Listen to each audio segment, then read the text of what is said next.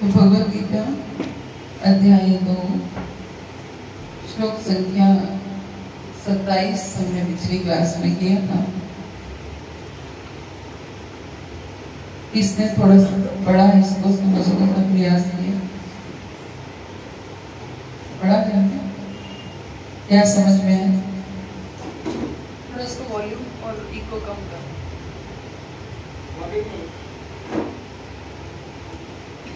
इसने जन्म लिया है, उसकी मृत्यु निश्चित है। वो चाहे भौतिक जगत हो चाहे आध्यात्मिक जगत हो। इसका पुनर्जन्म होना ही है, वो कहीं भी हो, है ना। जब जन्म हुआ है तो मृत्यु निश्चित है ना। पूरा जीवन हम जो है मृत्यु की ही तैयारी करते हैं। एक तरह से मृत्यु क्या है? एक एग्जाम है ना, और मृत्यु की हम पूरा जीवन तैयारी करते हैं। और जब मृत्यु होती है तो फिर पूरा जीवन, पूरा अगला जन्म भी होना आवश्यक है। अब वो अगला जन्म कैसे होता है हमारा, कि हमारा मनुष्य शरीर मिलता है, किसी पशु पक्षी का शरीर मिलता है, या फिर भौतिक जगत में मिलता है, किसी और लोक में मिलता है, स्वर्ग में, नरक में, या हम कहीं भी जाते हैं, हम गोलोक जाते हैं, कोई भी शरीर हमें प्राप्त हो सकता है। हर लोक के हिसाब से अलग अलग शरीर है ना। तो ये हमने पिछली किसने श्लोक कंठस्थ किया?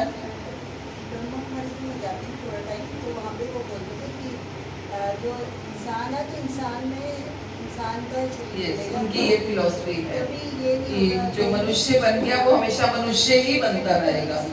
फिर तो किसी को कर्म का डर ही नहीं है, जैसे मर्जी कर्म करता रहेगा, मनुष्य ही बनेगा। कभी किसी इंसान ने ये नहीं कहा कि शरीर में थोड़ा था या बड़ा था, लेकिन वो इंसान का एक पुनर्जन्म बताता है कि जन्म को मुझे याद है, इस घर में मैंने जन्म लिया था, इसलिए वो कहते कि वही जन्म मिलेगा इंसान में। भागवत बताती है भरत महाराज को हिरण का जन्म मिला। शास्त्र बता रहे हैं, हम क्या बताएंगे इसमें, है ना। जब भरत महाराज भक्त थे, उनको हिरण का शरीर मिला। वजह कोई भी हो सकती है, कारण कोई भी है, लेकिन हिरण का शरीर मिला, है ना। तो इस तरीके से हमें ऐसा नहीं है कि मनुष्य का, उनकी ये फिलॉसफी है, मैंने सुना है कि अगर एक बार मनुष्य का शरीर मिला तो फिर मनुष्य का ही मिलता रहेगा। फिर तो व्यक्ति को कर्म करने से डर लगेगा ही नहीं, फिर तो निर्भय होकर पाप कर्म भी करेगा कि ठीक है मनुष्य तो बन ही जाऊंगा, भक्ति तो करनी है, कहीं किसी और जन्म में जाके कर लूंगा, ये जन्म तो मजे मस्ती करूं। अभी तो हम ये सोचते हैं ना कि अगला जन्म पता नहीं मनुष्य का मिलेगा या नहीं मिलेगा, तो भक्ति कब करेंगे। लेकिन अगर हमेशा एक बार मनुष्य जीवन मिल गया तो हमेशा ही मिलता रहेगा, ये कोई गलत नहीं। वो बात अलग है कि कोई बहुत ही ज्यादा विकर्म में ही फंस जाए तो उसकी योनि निम्न होती है, अदरवाइज वो मनुष्य रहता ही है। कोई ऐसा कर्म हमारे आड़े आ जाता है जिसकी वजह से हमारी योनि निम्न योनि, मतलब ये जो बाकी की 80 लाख योनियां वो निम्न योनियां है ना, मनुष्य योनि टॉप मोस्ट योनि है। 84 लाख में से जजा नवलक्षाणी स्थावरा लक्ष्मी स्त्री कृष्ण, तो ये 84 लाख में से 80 लाख योनियां जो है वो मनुष्य के अलावा है, पशु पक्षी जलचर के भी इनकी हैं। तो अगर निम्न योनि मीन्स इन 80 लाख योनि होने लगी, लेकिन चांसेस कम किस लिए होते हैं कि कोई बहुत ही, कोई बिल्कुल ही हाथों से कोई ऐसा ही कर्म हो गया, विकर्म हो गया, तो किसी हम रेप मर्डर इसमें फंस गए, इसमें आ गए, इतने माया में हम आ गए, तो जाकर निम्न योनि के चांसेस हैं। अदरवाइज एक नॉर्मल मनुष्य कर्म से हर कोई डरता ही है, थोड़ा बहुत पूजा पाठ भी हर कोई करता ही है ना, और कुछ नहीं तो भगवान को धूप बत्ती दिया बत्ती ये तो हर कोई दिखाता ही है। कोई बहुत ही ज्यादा विकर्म में फंस जाता है तो ऐसा नहीं है कि निम्न योनि नहीं होती, लेकिन कहना कर्मणा गति, कर्मों की गति बहुत गहन है। हम ये नहीं कह सकते कि हम भक्त हैं तो हमारे से विकर्म नहीं होगा, हमारे से कोई बुरा कर्म नहीं होगा। अजामिल का केस हमने सुना है, भक्त था, ब्राह्मण था, सारे पूजा पाठ सब कुछ, सारे नित्य कर्म सब कुछ करता था, लेकिन क्या हुआ, बस वेश्या को देख लिया, उसको किसी के साथ आसक्त देखती, आज देखती। सोबरी मुनि थे, पानी में जाकर के तपस्या करने लगे। बाहर तपस्या करते थे, लेकिन मन में क्या भाव आया कि बाहर बहुत माया है, वो डिस्टर्बेंस है, यहाँ कोई ना कोई डिस्टर्ब करता रहता है, क्यों ना मैं पानी के, क्योंकि मुनि थे, सिद्धि वाले थे, पानी में भी बैठ सकते थे, सिद्धियां थी उनके पास, पानी में बैठ करके तपस्या करने लगे। पानी में जाकर के तपस्या करी तो वहां पर मछली और मेल फिश और फीमेल फिश को संभोग करते हुए देख लिया। तो बस उससे उनकी बुद्धि भ्रष्ट हो गई। बाहर आए, मानधाता की 50 कन्याओं से विवाह किया। सोचिए कि माया जो है ना, ये बहुत प्रबल है। हम ये नहीं कह सकते कि आज हम भक्त हो गए तो हमसे कोई बुरा कर्म नहीं होगा, और वो कर्म हमें कहाँ ले जाएगा हमें नहीं पता है। इसीलिए बार बार कहते हैं भक्तों के संग में रहो, भक्तों के संग में रहो।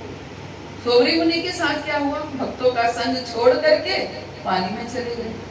भरत महाराज क्या हुआ? अकेले जाकर के वन में रह गए। जहां भक्तों का संग छूटता है, वहां जाके हमारा पतन होना शुरू हो जाता है। क्योंकि अगर हमसे कोई विकर्म हो जाता है, कोई दुष्कर्म हो जाता है, हम किसी गलत संगत में पड़ जाते हैं। मान लीजिए, एक एग्जांपल मैं दे दूं, आप 4 लोग बैठे हैं, आप में से एक माता जी सेंटर में आना बंद कर देती हैं, सोचती क्या टाइम खराब करना, इससे तो मैं किटी में जाऊं, वहां पे रमी खेलूं, वहां पे ये करूं, ड्रिंक्स करूं, ये करूं, कुछ भी हो सकता है ना। वो जाने लगती है। माता जी, दूसरी माता जी उसको कॉल कर रही है, क्लास में नहीं जाना, क्लास में नहीं जाना, नहीं मुझे तो वहां जाना है, मुझे तो वहां जाना। आखिर एक दिन उसके घर में पहुंच जाएगी। क्यों? क्लास में क्यों? किसी तरीके से भक्त उसको खींच ही लाएगा, समझा के, बुझा के, मैं माता जी को बोलूंगी, मैं महाराज को बोलूंगी, मैं कैसे बोलूंगी, तुम्हारा पतन हो रहा है, कैसे भी डांट के डपट के, कैसे भी भक्त तो उसका पीछा नहीं छोड़ेगा। नहीं होगा तो और कुछ नहीं तो प्रसाद तो खिलाता ही रहेगा। तो भक्तों के संग में रहने से हमारी बुद्धि जो है वो भ्रष्ट होने से बचती रहती। अदरवाइज ये बुद्धि का कुछ पता नहीं है। हम कहाँ पर हैं? इस माया नगरी में हैं, भौतिक जगत में हैं, और भौतिक जगत में क्या है? चारों तरफ माया ही माया है। कौन सी चीज हमें अट्रैक्ट कर लेगी हम नहीं जानते।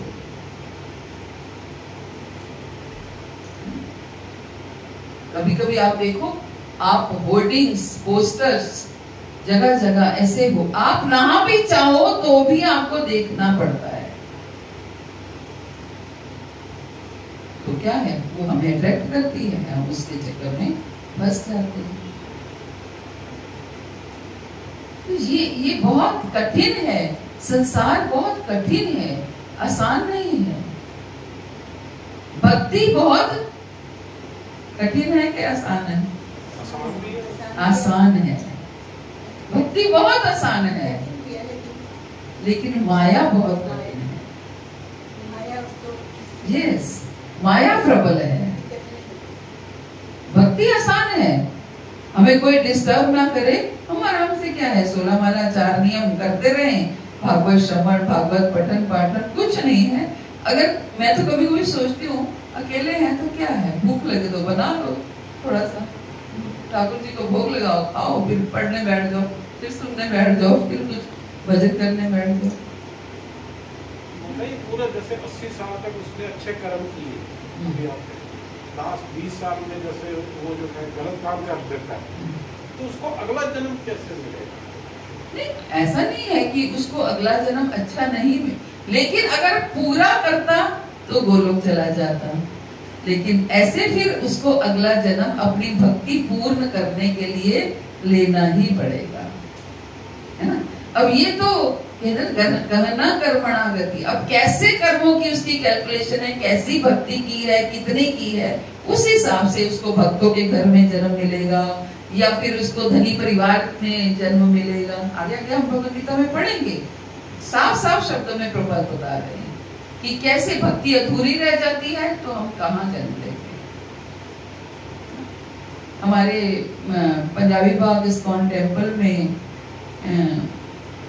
एक फैमिली थी, तो उनके घर में पुत्र था, तो उनको बड़ी विरक्ति हो गई। अच्छे बिजनेसमैन थे और उनको बड़ा ये था कि अब हमें सब कुछ छोड़ छाड़ के अपना भक्ति करनी है, बहुत धन है हमारे पास, हम इसी को इन्वेस्ट करके इसके इंटरेस्ट से हमारा जीवन चलता रहेगा और हम भक्ति करेंगे। पहले सोचा छोड़ छाड़ के वृंदावन चले जाते हैं, फिर लगा वृंदावन में जाएंगे तो वृंदावन तो दिल्ली के बहुत पास है, हमें दिल्ली खींच लेगा, माया है, माया खींचेगी, मायापुर चले जाते हैं।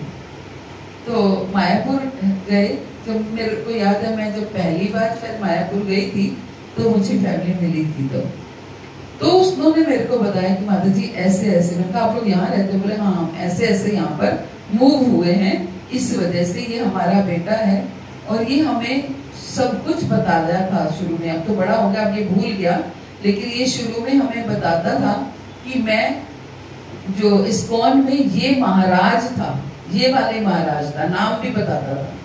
तो हमने कंफर्म किया, हमने वो क्लैरिफाई किया कि ये इस नाम के महाराज थे क्या? बोले हाँ थे।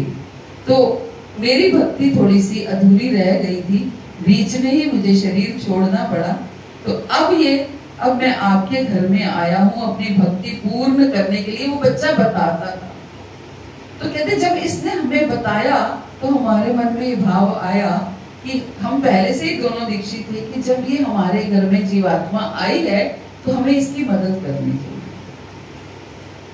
तो हम इसके लिए हम अपना सब कुछ छोड़ छाड़ के अब मायापुर में आए हैं ताकि ये भी भक्ति कर पाए और हम भी भक्ति कर पाए।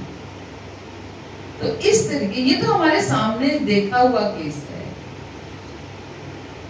तो इस तरीके से भगवान, ऐसा नहीं है कि उसको थोड़ा याद था पुराना जीवन या जो भी, कभी कभी हम सुनते हैं न्यूज़पेपर्स के माध्यम से कि किसी को पूर्व जन्म याद होते हैं ऐसे केसेस।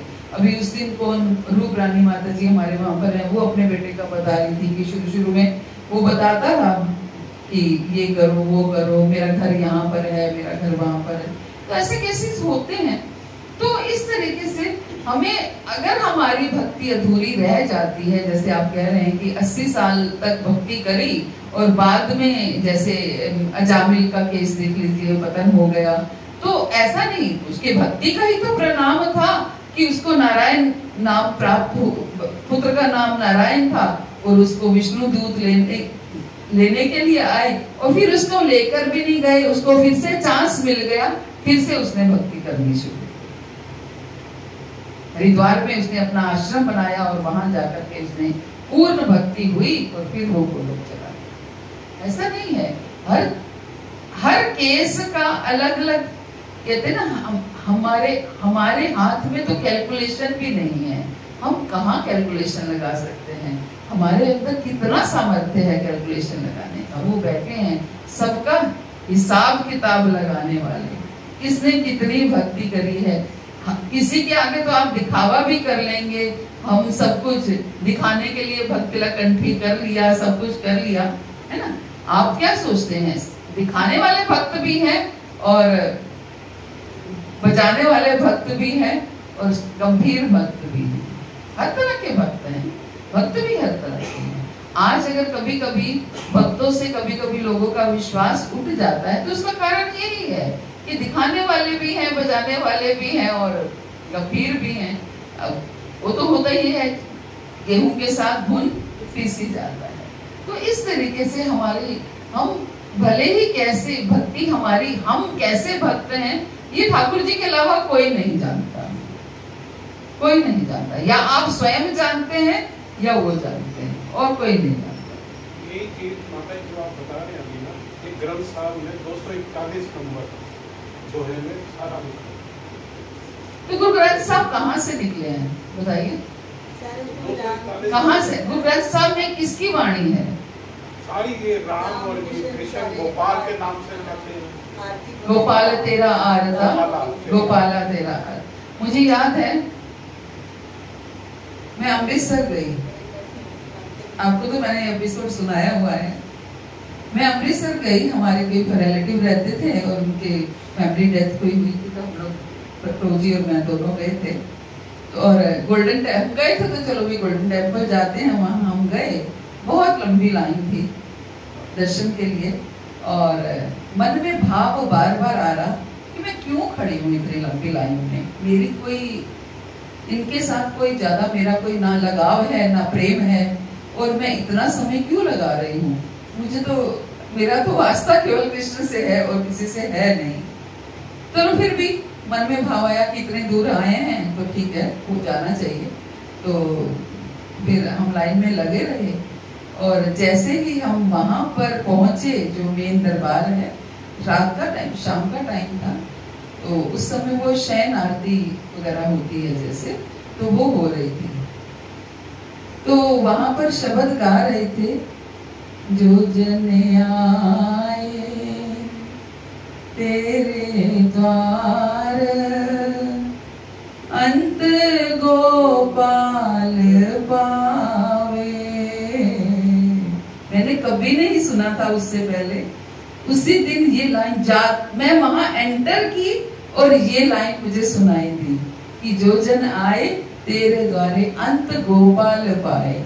तो मुझे भगवान ने मेरा आंसर दे दिया कि आप भगवत बुद्धि लेकर के कहीं भी जाओ, आपको भगवत प्राप्ति हो ही जाएगी। तो ये, लेकिन वह है क्या, सिखिज्म बहुत अच्छा वो है, लेकिन जो 10वें गुरु कौन थे? गुरु गोविंद सिंह जी थे। गुरु गोविंद सिंह जी ने कहा कि ये बस अब अंतिम गुरु हैं, इसके बाद कोई गुरु नहीं होगा, क्योंकि कलयुग आगे आगे बढ़ रहा है और कोई भी गुरु ऐसा नहीं आए, मतलब कोई बहुत अच्छी बात बताने वाला गुरु नहीं आएगा, सब भौतिकता में लिप्त करने वाले गुरु आएंगे। इसलिए गुरु मान्यो ग्रंथ, इस ग्रंथ को ही गुरु मानो। तो गुरु गोविंद सिंह जी ने ये क्यों कहा गुरु मान्यो ग्रंथ? क्या क्या अर्थ है इसका? क्योंकि कलयुग ऐसा है, वही गुरु है, कोई मान्य कोई भगवान है, वही ग्रंथ साहब है। यस प्रभु जी, आप तो गुरुद्वारे जाते हैं, आप बताइए।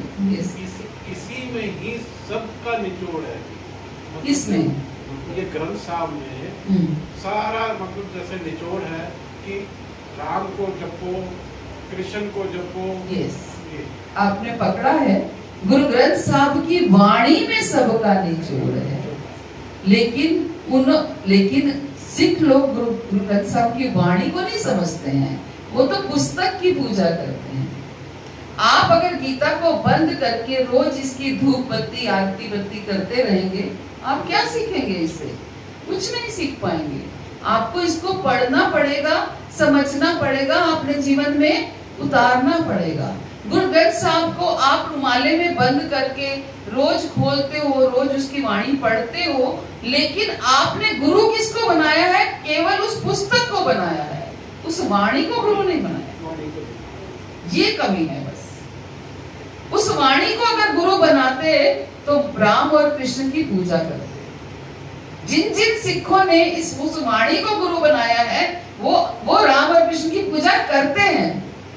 आप देखेंगे कैसे। लेकिन जिन्होंने उस पुस्तक को गुरु बना लिया है, वो तो, हम तो फिर भी गुरुद्वारे के आगे से निकलेंगे तो प्रणाम तो कर देंगे, मत्था भी टेक देंगे, लेकिन वो तो मंदिर के आगे से निकलेंगे तो मत्था नहीं टेकेंगे। हमारे साथ वाले वो तो अलग-अलग टाइप के हैं, नहीं चलाते। वही तो कह रहे, क्योंकि समझ नहीं आई कि क्या कहा गया है। अलग टाइप के सिख भी तो अलग। नहीं, वो बात नहीं है, क्योंकि हमने वाक्य को समझा ही नहीं है। गुरु गोविंद सिंह जी ने क्या बोला? सारे 10 के 10 गुरु हिंदू थे, कौन सिख था? कोई भी सिख नहीं। बाद में सिखिज्म है। उन्होंने हम लोगों की रक्षा करने के लिए केश रखे। एक सरदार, एक जैसे सरदार क्यों कहा जाता है? सरदार मीन्स लीडर। है ना, ये डाकुओं का सरदार है, सरदार मीन्स लीडर है, तो उनको लीडर चुना गया क्योंकि बोल्ड जो बोल्ड लोग थे उनको बाहर उनका एक ग्रुप बनाया गया कि कौन कौन ये मुस्लिम, उस समय मुस्लिम्स का शासन था कि कौन कौन लड़ सकता है मुस्लिम से। तो जो बोल्ड थे उनका एक ग्रुप बनाया गया, उनको नाम सरदार दे दिया गया, देश की रक्षा के लिए। हमें तथ्य तक जाना चाहिए, हर चीज के तथ्य तक जाना चाहिए, कैसे हुआ, क्या हुआ, है ना। आप ग्रंथ साहब पढ़ेंगे, सच में राम कृष्ण हरि सबके यही नाम है और कोई नाम ही नहीं है। मैं आपको बता रही हूँ, मैं जब वहां पहुंची तो ये शब्द बोल रहा था, अंत गोपाल पाया। मेरे तो रोंगटे खड़े हो गए कि प्रभु आप मन की बात भी जानते हो कि मेरे मन में संशय आ रहा था कि मैं यहाँ क्यों खड़ी हूँ। ग्रंथ साहब में 341 बार राम का नाम लिया है। हाँ बिल्कुल बिल्कुल, मैंने पढ़ा, इतना ज्यादा नहीं पढ़ा है, लेकिन हम सिखों के बीच में रही हूँ मैं भी, तो और हमारी तो आधी फैमिली सिख है, प्रभु जी आधे सिख हैं, तो इसलिए बहुत कुछ जानते हैं हम। तो लेकिन ये समझ में आया कि उन्होंने कंसेप्ट को उठाया नहीं है, बस बुक की, पुस्तक की पूजा कर रहे हैं, उसको तरह तरह के रुमाल चढ़ा करके, लेकिन तथ्य तक नहीं। जैसे आप ये मानो हमारे हिंदूज में किसी ने गोपाल के विग्रह तो घर में रख लिए हैं, रोज उनको वस्त्र चेंज कर रहे हैं, लेकिन गोपाल कौन है, क्या है, सेवा नहीं की गोपाल, वो पता नहीं है, तो उसका कोई लाभ नहीं है। ये नहीं कि सिर्फ सिखिज्म में ऐसा हो रहा है, हिंदुइज्म में भी ऐसा हो रहा है, उसमें भी ऐसा हो रहा है। हर धर्म में आपको ऐसा सब कुछ मिल जाएगा, हर जगह पे मिलेगा, लेकिन जब किसी भी धर्म के जब तक तथ्य तक नहीं जाएंगे तब तक हमने क्या गाते थे हम, मजहब नहीं सिखाता आपस में बैर करना। कोई भी, सच में कोई भी मजहब नहीं सिखाता है, लेकिन हम तथ्य तक जाते नहीं। गुरुद्वारे को मानते थे, मेरे सास ससुर 4-4 बजे गुरुद्वारे जाते थे, सास मंदिर सभी का पाठ करती थी, रात जगदीश साहब का पाठ, जगदीश साहब भगवद गीता पढ़ती थी डेली, पूरा इतने मतलब गुरुद्वारे में बहुत बड़े। तो इसलिए हमें कुछ सब कुछ छोड़कर केवल भगवद गीता की शरण ग्रहण करनी है, क्योंकि जगह जगह पर हम वो करेंगे तो एक इसकी शरण ग्रहण करेंगे, इसमें सब कुछ है। जीवन जीने की कला भी है, जीवन कैसे जीना है और मरना कैसे है, यही तो करना है हमने। जीना कैसे है और मरना कैसे है, यही तो सीखना है ना। हम पूरा जीवन जिए कैसे और फिर अंत समय जब आए तो मरे कैसे, है ना। क्या प्लानिंग करनी है, क्या योजना करनी है। ये नहीं कि मेरे उस बच्चे के लिए ये प्लॉट, उसके लिए ये प्लॉट, मैंने उसके लिए ये बना दिया, उसके लिए ये एफडी करा दी, ये प्लानिंग नहीं है, ये योजना नहीं है कि कैसे मरना है, कैसे क्या क्या करना है मरने से पहले। भगवान भगवद गीता में पूरा श्लोक है एक कि मरने से पहले क्या करना है, पूरा सिखा रहे हैं भगवान कैसे अच्छे भक्त बनना है, मुझे कैसे भक्त प्रिय हैं, कैसे क्या करना है, एक एक चीज भगवान सिखा रहे हैं, बस सीखने वाले हम होने चाहिए। तो एक श्लोक करते हैं,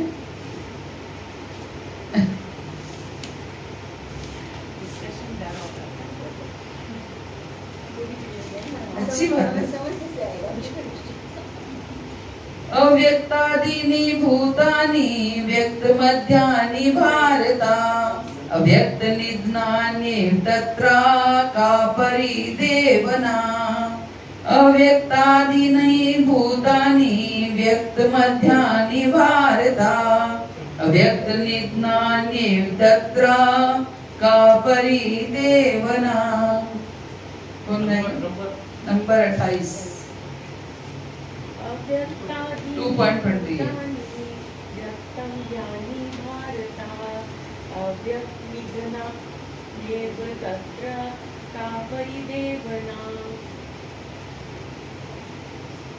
अव्यक्तादीनि भूतानि व्यक्तमध्यानि भारत, अव्यक्तं निधानं देव तत्र का परिदेवना।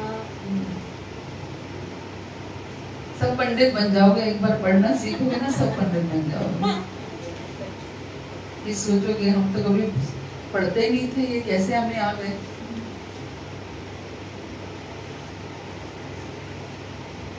ओके,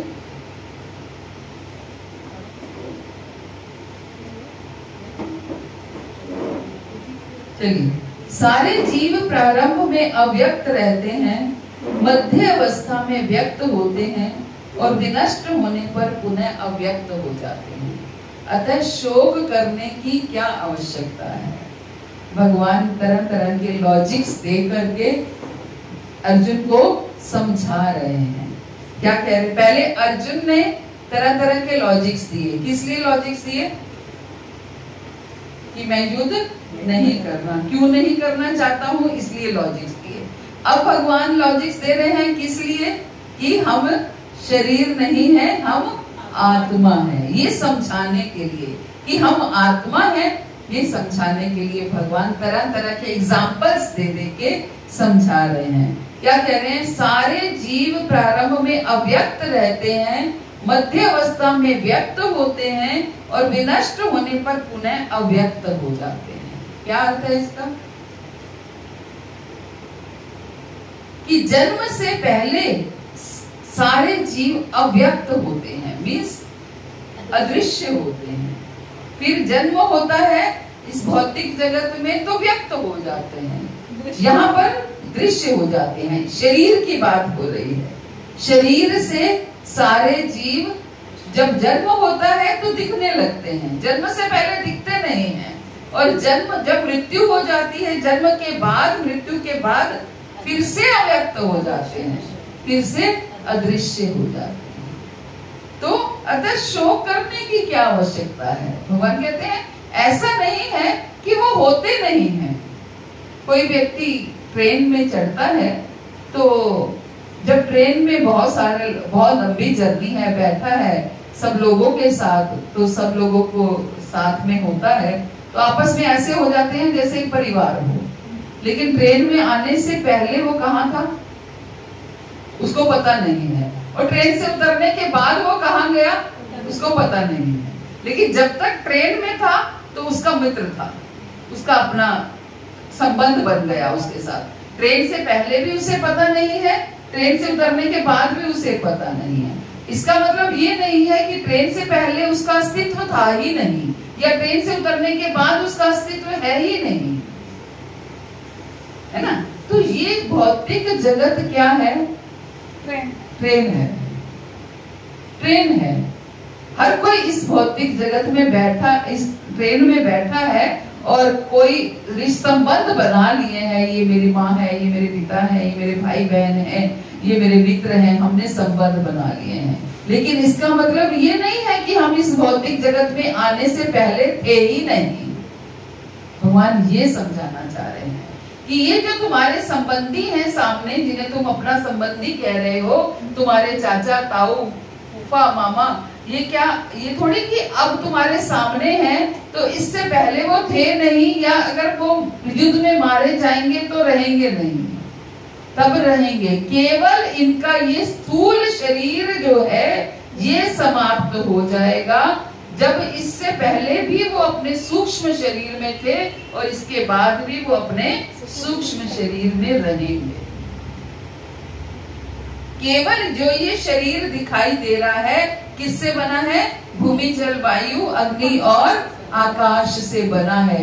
ये शरीर जो है ये समाप्त हो जाएगा, लेकिन उससे पहले भी वो अपने मन, बुद्धि, अहंकार, जो शरीर है आत्मा का आवरण, उसमें थे और बाद में भी इसमें आ जाएंगे, और फिर उनको नया स्थूल शरीर भी प्राप्त हो ही जाएगा। इसलिए शोक करने की आवश्यकता नहीं है। किसी के घर में मृत्यु हो तो हम ये बात समझा सकते हैं क्या? नहीं। ये शरीर भी तो भगवान ने बनाया है ना। सब कुछ भगवान ने तो सब कुछ बनाया है, पर आत्मा जैसे उसने करी है, क्या बनाई है? किसने? भगवान ने। वैसे शरीर भी उसने ही बनाया। हाँ बिल्कुल। तो मतलब कहने का मतलब मेरा ये है कि तो फिर मतलब ये जो है वो दूसरे शरीर में क्यों परिवर्तित हो जाता है, जो मतलब मृत्यु के बाद? मृत्यु के बाद दूसरे शरीर में क्यों परिवर्तित हो जाता है? यही तो विधि का विधान है। शरीर हमें भगवान ने शरीर, एक्चुअली में भगवान ने शरीर नहीं दिया। शरीर किसने दिया बताइए? हमारे कर्मों ने दिया। भगवान तो नहीं चाहते थे कि हम भौतिक जगत में आए, लेकिन हमने इच्छा की, हम भौतिक जगत में आए। आते ही हमने अपने जो भी कर्म किए, फिर उन कर्म के अनुसार हमें शरीर प्राप्त होना शुरू हो गया। दिया भले ही भगवान ने, लेकिन मिला क्यों? हमारे कर्मों के अनुसार। भगवान के तो हम अंश हैं। जो ये जीवात्मा है, हम आत्मा है। आत्मा भगवान की अंश है। हम कहते हैं ना, हम भगवान के ही बच्चे हैं। ये शरीर भगवान का बच्चा नहीं है, आत्मा भगवान का बच्चा है। क्योंकि भगवान स्वयं क्या है? परमात्मा है। भगवान को क्या कहते हैं? परमात्मा कहते हैं। वो परमात्मा है और हम आत्मा है। वो विभू है, हम अणु है। हम छोटा सा सोने का एक बिंदु है, वो सोने की खान है। ऐसा क्यों कहती है? वो शरीर छोड़ के चला गया। तो शरीर छोड़ना ही तो है। जब मृत्यु होती है तो क्या होता है? शरीर छूट ही तो जाता है, शरीर तो समाप्त हो जाता है। वो चला गया। कौन चला गया? आत्मा चला गया। इसका मतलब क्या है? शरीर तो छोड़ गया, छूट गया, वो चला गया। वो जो आत्मा थी, वो जीवात्मा थी, वो चली गई। वो शरीर छोड़ के चला गया। तभी क्या कहते हैं? उसका देहांत तो हो गया, मतलब उसकी देह का अंत तो हो गया। शरीर का अंत हो गया, उसका अंत नहीं हुआ, उसकी देह का अंत हो गया है। पूरा हो गया, पूरा हो, पूरा हो। शरीर छोड़ के चला गया, ये बोल। तो हम अगर हम ये बोलते हैं शरीर छोड़ के चला गया, हम इसकी डेप्थ तक कभी जाते हैं कि शरीर छोड़ के जाने का क्या अर्थ है? इसका मतलब वो तो अभी है ना कहीं। वो अगर उसने शरीर ही तो छोड़ा है ना। जैसे छिपकली होती है ना, छिपकली को अगर आप थोड़ा सा डराओ या कुछ मारो तो पूंछ छोड़ देती है ना, लेकिन वो भाग जाती है। तो ऐसे ही हम लोग शरीर छोड़ते हैं, हम तो भाग गए। वो एक बहुत सुंदर वो है ना, क्या पिंजरा, उड़ जाएगा हंस अकेला,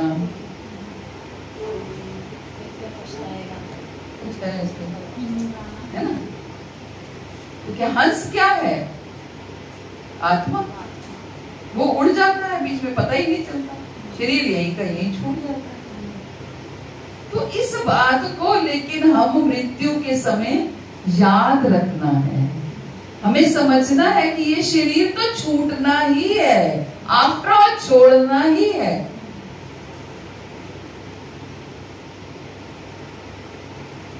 लेकिन अगर अच्छे भले में शरीर छूट जाए, ठीक ठाक स्वस्थ शरीर में शरीर छूट जाए तो हम दुख मनाते हैं। और जब शरीर अस्वस्थ हो जाता है, बिस्तर पर रगड़ता है, तो हम कहते हैं भगवान उठा लो। क्या चाहते हैं हम? पता नहीं है ना। हम स्वस्थ शरीर में जाना चाहते हैं और अस्वस्थ शरीर में फिर हम प्रार्थनाएं करते हैं। हमारी अच्छी गति होगी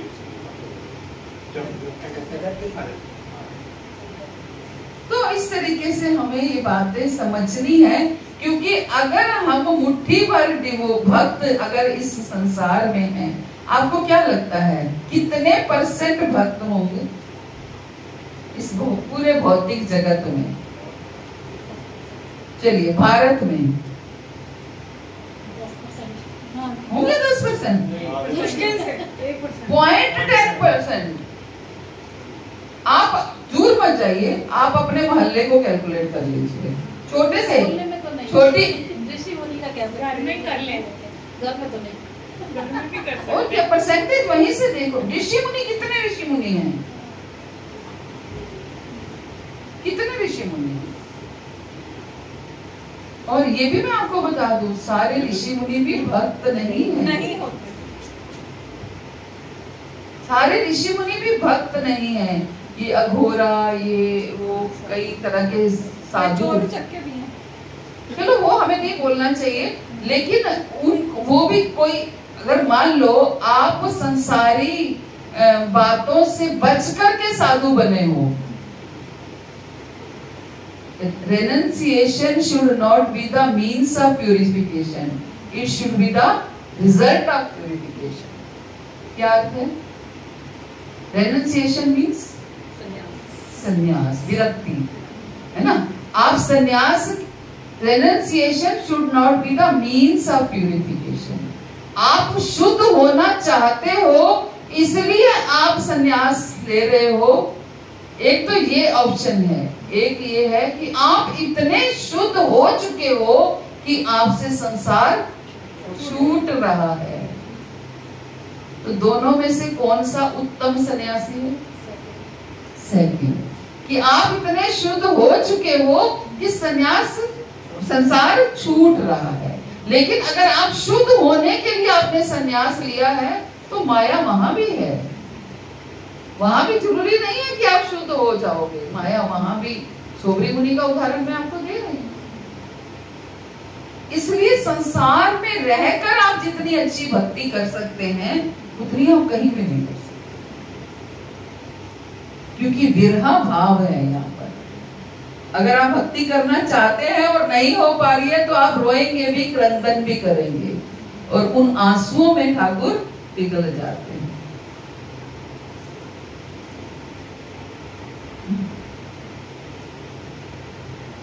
हरे कृष्णा। श्री प्रभुपाद की जय, गुरु महाराज की जय, आप सब भक्तों की। तो इस श्लोक का अर्थ यही है कि केवल यही समझाना कि केवल ये नहीं कि हम सामने